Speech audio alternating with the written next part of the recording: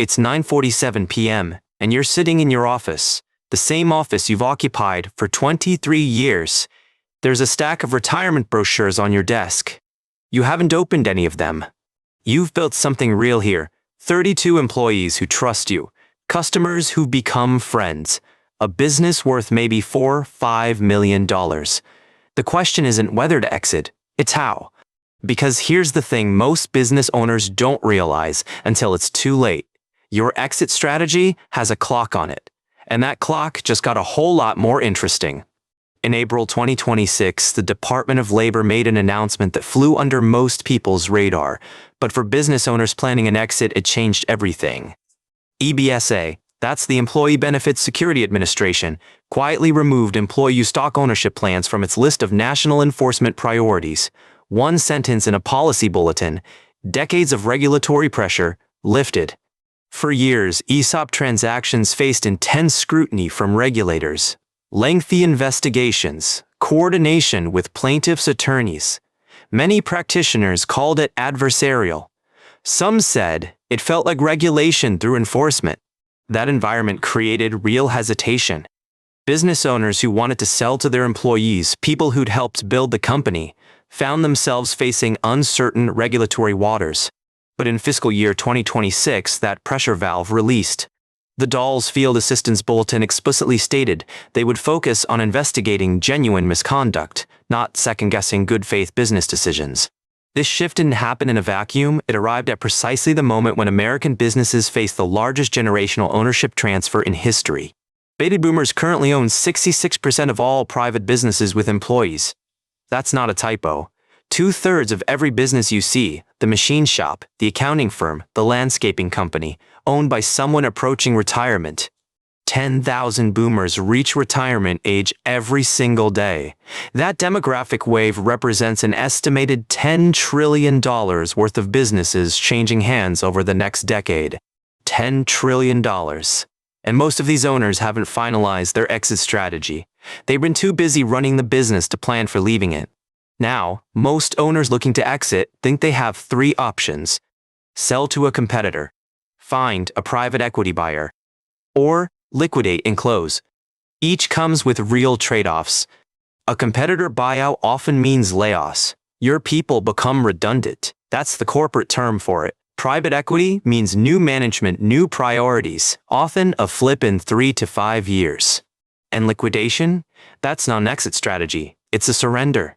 Everything you build, the customer relationships, the institutional knowledge, the jobs, dissolved. There's a 4th option most owners overlook: an ESOP, employee stock ownership plan. You sell the company to the people who already know how to run it. Your employees. There are currently over 6,600 ESOPs covering more than 15 million workers in America. These plans hold over $2 trillion in assets. This isn't fringe, it's substantial. On average, 270 new ESOPs are created every year, and that number tends to increase during periods of favorable regulatory and tax conditions, like right now. So why don't more owners consider selling to employees? Part of it is awareness. Many founders simply don't know this option exists. Part of it was regulatory uncertainty. That second barrier? It just got significantly lower. According to Menke and Associates, the EBSA removing ESOPs from enforcement priorities represents one of the most meaningful regulatory shifts affecting employee ownership in recent years. The DOL's bulletin stated explicitly, EBSA will prioritize investigations involving genuine misconduct or harm, not unfairly second-guessing good faith, process-based judgments. Translation for the rest of us: if you follow the rules, work with qualified professionals, and make reasonable decisions, the regulators aren't coming after you anymore. That clarity matters. When the rules are unclear, smart business owners stay on the sidelines. When the rules become predictable, they can make informed decisions. Now here's where the tax picture gets interesting. For C-corporation owners, Section 1042 of the tax code allows you to defer capital gains on the sale, potentially indefinitely. Here's how it works. You sell shares to the ESOP, then reinvest the proceeds in qualified replacement property, stocks or bonds of operating U.S. companies. Do that within 15 months, and the capital gains tax is deferred. And here's the estate planning angle that catches people off guard. If you hold that qualified replacement property until death, your heirs receive stepped-up basis. The deferred gains? Potentially eliminated entirely. I want to be clear here, this is tax deferral, not elimination. Your situation is unique, and you should absolutely work with a qualified tax advisor before making any moves. But the structure is powerful. For S-corporation owners, the math works differently, but potentially even better. When an S-corp is 100% owned by an ESOP, the company pays zero federal income tax on its ESOP-owned earnings. Zero federal income tax. That's not a typo either. The cash flow implications for reinvestment, growth, and employee benefits are significant.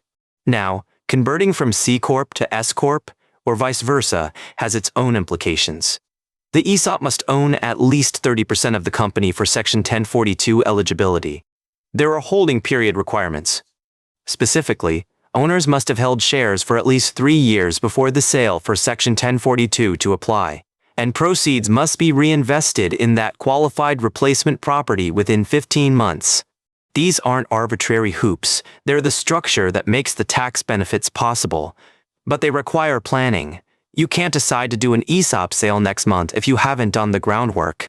Industry practitioners generally recommend budgeting 18 to 24 months for ESOP implementation. That includes feasibility analysis, independent valuation, plan design, legal documentation, and closing. If you're planning an exit within 3 years, consider starting those conversations with ESOP advisors now. The window is favorable, but favorable windows close. The planning starts today, not tomorrow. Beyond the tax benefits, research consistently shows employee-owned companies outperform their peers. Harvard Business School found ESOP-owned businesses have a 25% higher likelihood of remaining in business during challenging economic periods. That resilience makes sense when you think about it. When everyone has equity, everyone thinks like an owner. Problems get solved faster. Waste gets noticed. Customer relationships get protected. The National Center for Employee Ownership found workers at ESOP companies have a median job tenure of 8.5 years, 3 years longer than workers at non-ESOP companies. Voluntary quit rates at employee-owned companies run roughly 1/3 of the national average. When people own a piece of what they're building, they tend to stick around. Perhaps most striking, employee owners at S-corporation ESOPs have median retirement savings of over $80,000. Non-ESOP counterparts, about $30,000. That's not a small difference. That's a transformed retirement.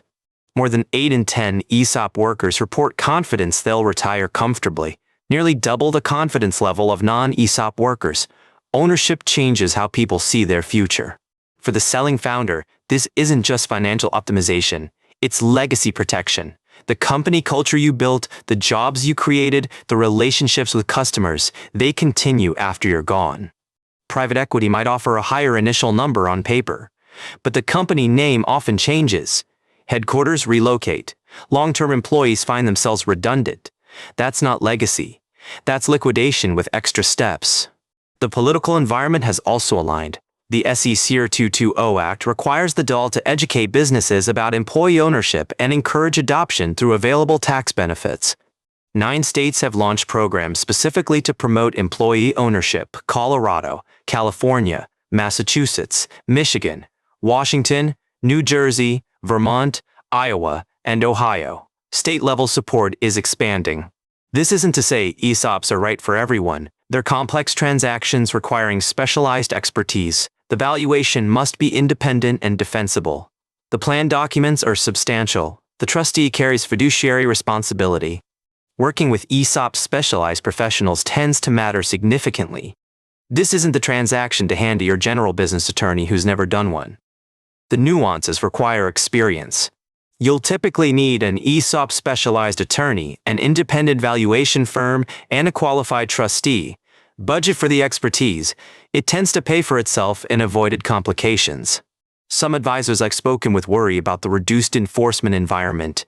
Their concern is valid. Less scrutiny could potentially allow bad actors to structure unfair deals. That's the other side of this coin.